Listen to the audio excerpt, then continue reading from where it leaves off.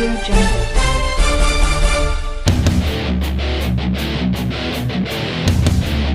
Kalah debat, paslon 02 mulai mainkan playing victim. Oleh Sholihin MS, pemerhati sosial dan politik. Setelah untuk kedua kalinya Prabowo kalah dalam debat Capres, kubu paslon 02 mulai main tuduh, ancam, dan mengungkapkan kata-kata kotor dan kasar kepada Anies. Etika yang seharusnya menjadi panduan dan pengawal dalam setiap tindakan, terutama dalam membuat keputusan dan kebijakan, malah dijadikan bahan olok-olok dan bahan untuk menyerang balik. Bahkan dengan memainkan playing victim. Kubu Prabowo terus mengungkit pengkhianatan Anies meninggalkan Prabowo untuk majunya Pres, yang justru harus berhadap-hadapan di Pilpres 2024. Playing victim dari kubu 02 bukan saja datang dari Prabowo, tapi juga dari jubirnya, Partai Gerindra, dan pendukungnya. Ketika di debat Capres, Prabowo justru yang menyerang Anies secara personal, dengan menyebut profesor, tapi dengan nada meledek. Demikian juga ketika Anies mengungkit masalah etika, dibilang Anda tidak berhak bicara etika. Dan ucapan, menyesatkan, yang ditujukan ke Anies. Tidak puas dengan bantahan di debat, Prabowo meluapkan emosi di hadapan pendukungnya, dengan melontarkan kata-kata sambil meledek, "Endasmu etik dan goblok," yang tentunya ditujukan kepada Anies. Jubir Prabowo, Dhanil Anzar juga menuduh Anies dengan kata-kata, bengis dan jahat, atas serangan pertanyaan atau pernyataan Anies. Demikian juga pendukung paslon 02. Melaporkan Anies ke Bawaslu atas tuduhan fitnah tentang penguasaan lahan 340.000 hektar, yang disebut Anies dalam debat Capres. Padahal, angka itu sudah pernah disampaikan Jokowi dalam debat Capres 2019 dan dibenarkan Prabowo. Anies mengungkapkan kepemilikan tanah HGU itu dalam konteks terjadinya ketimpangan dalam kesejahteraan para prajurit TNI. Di satu sisi, Menhan mampu menguasai lahan seluas 340.000 hektar, bahkan konon kekayaannya mencapai 2 triliun rupiah. Tapi kesejahteraan para anggota TNI terabaikan. Ini sebuah ironi.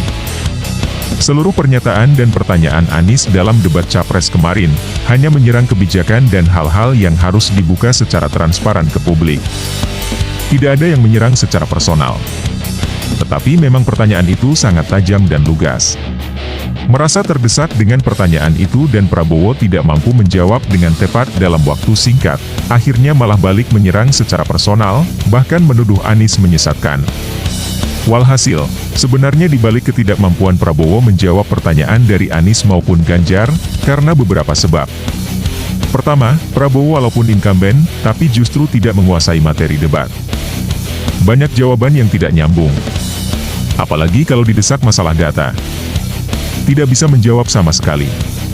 Kedua, karakter asli Prabowo yang emosional, muncul kembali, walaupun sudah dicoba dipoles dengan penampilan joget-joget gemoy. Ketiga, Prabowo sulit membedakan antara persoalan negara dengan persoalan pribadi.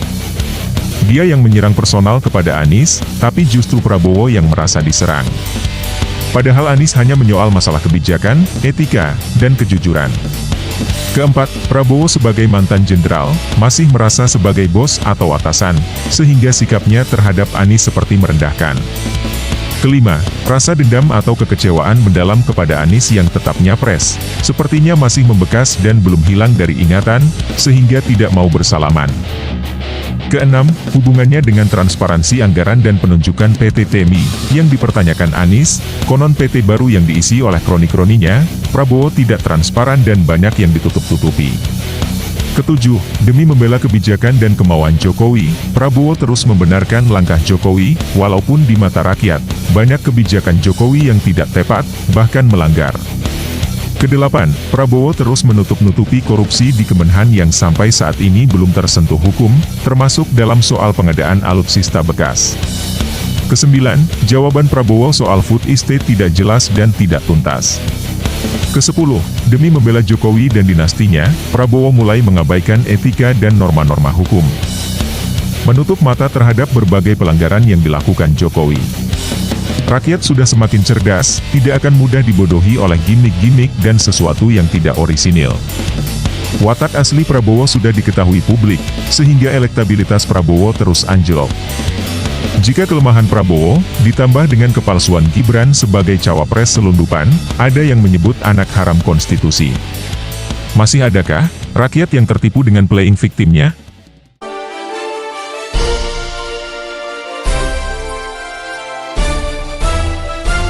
Audio Jungle.